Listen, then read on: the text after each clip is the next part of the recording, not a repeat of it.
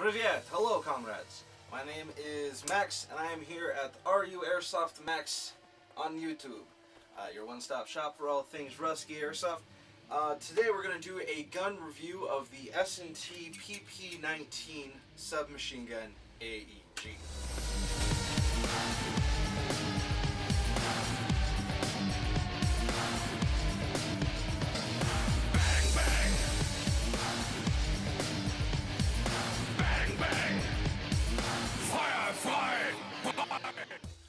Some history on the PP-19. It was developed in the 90s as a submachine gun AK variant for FSB, MVD, Interior Ministry, Spetsnaz style SWAT teams.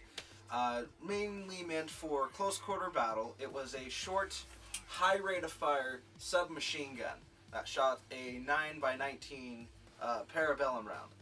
The original had a 51 round magazine like these, but it could also take a stick type MP5 style magazine as well. I personally have wanted one ever since I played Battlefield. This gun suppressed on Battlefield was an excellent weapon to use for close quarters, headshots, hip fire, and was a lot of fun. Now in Airsoft, we're going to talk about some of the similarities that this one has with the real steel variant. So the build quality on this gun is pretty nice for $140. Out of the box, the pieces that are plastic are meant to be plastic, just like the real steel variant, and the metal ones are metal.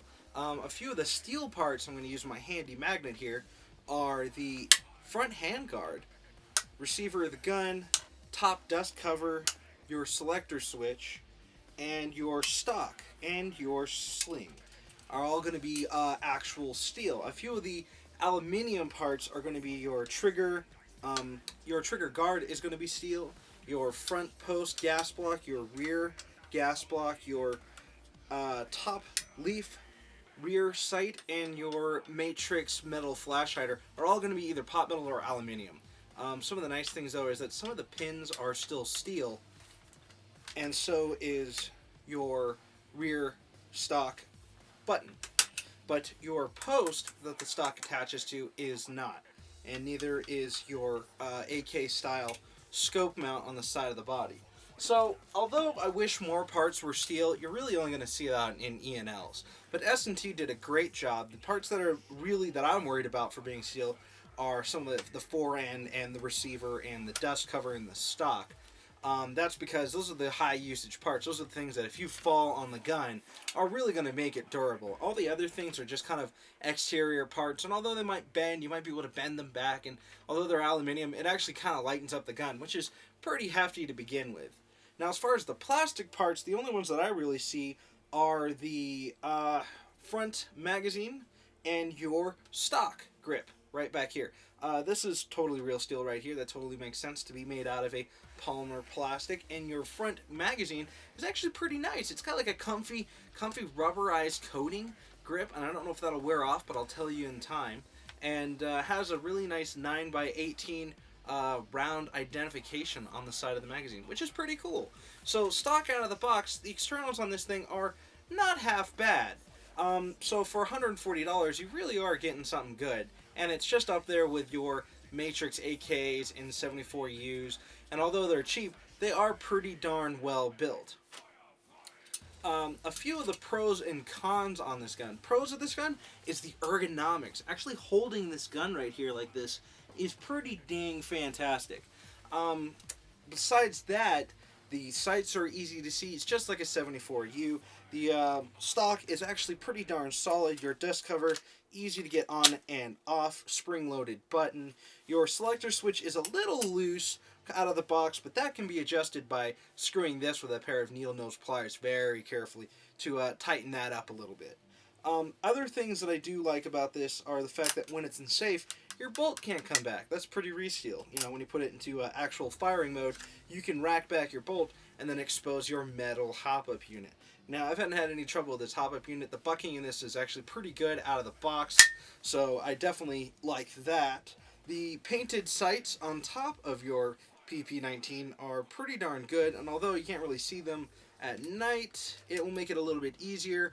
So when you look down and you need to adjust, you can always adjust even in the dark. Although I really don't. I'm pretty much just going to use this for CQB battle.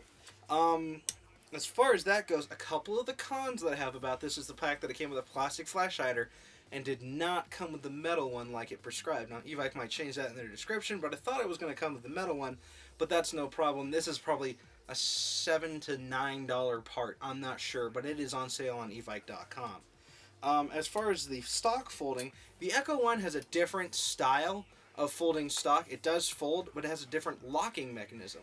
With the S&T version, it's a little more fidangly.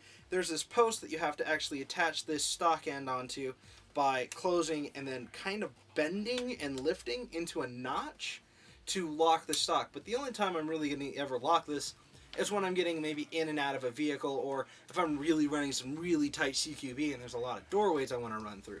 Besides that, that's not too big of a deal, although I wouldn't want to close it and open it a lot. It might bend or start to work on this hinge a little too much.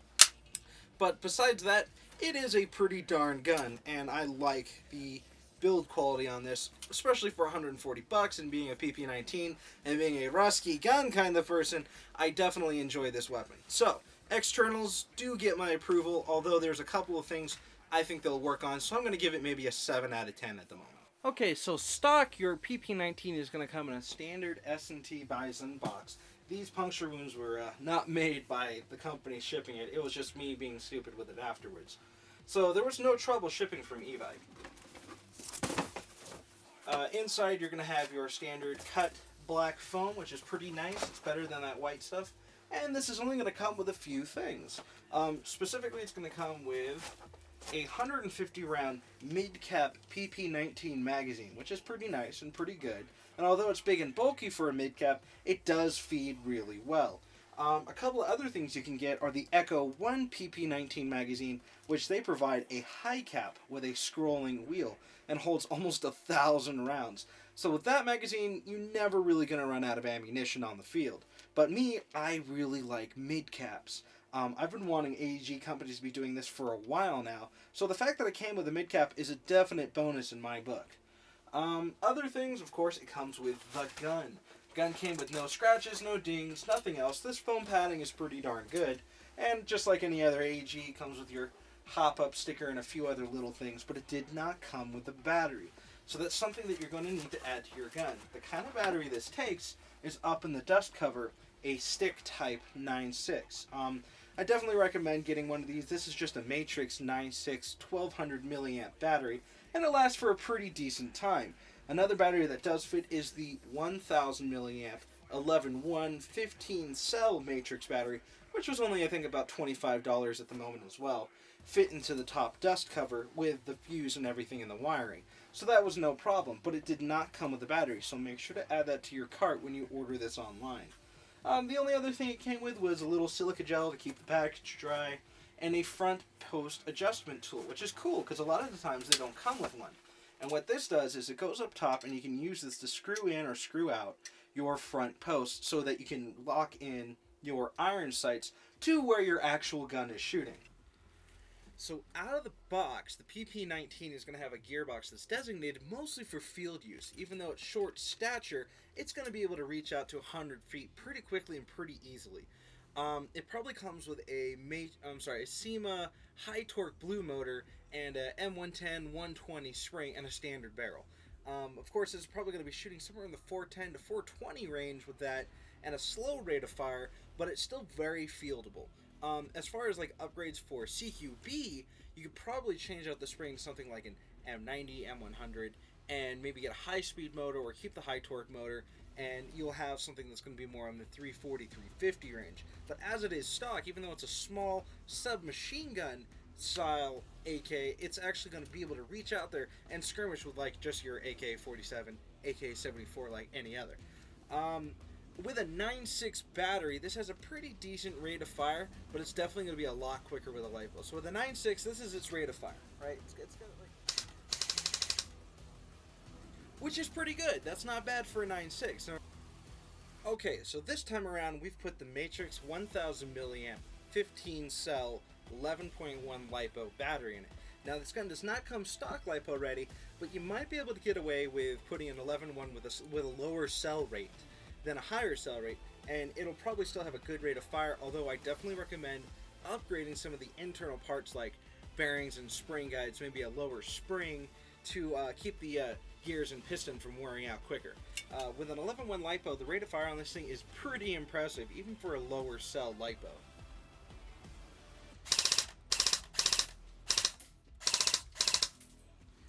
And that's pretty damn quick for a stock $140 gun. And there you have it, guys. This is the PP-19 by S&T, and I definitely recommend it as one of my top rusty guns to have in my collection. Go ahead and comment, like, and subscribe. Tell us if you have one of these beast machines and see how you've done it before, and what kind of mods you've done to this if you own one. Part 2, Part 3 will probably have a better video. I will have chronograph, I will have shooting, I will have gameplay, and as the gun progresses and it breaks down, I'll let you know what are some of the parts that wear off first, and some of the cool things I can do with this, such as a scope mount, maybe some rails through the holes here. I don't know. So either way, go ahead and subscribe if you want to see those videos, guys, and thank you for watching. This is RUAirsoftMax signing off. Privyet, comrades. I'm going back to the battlefield.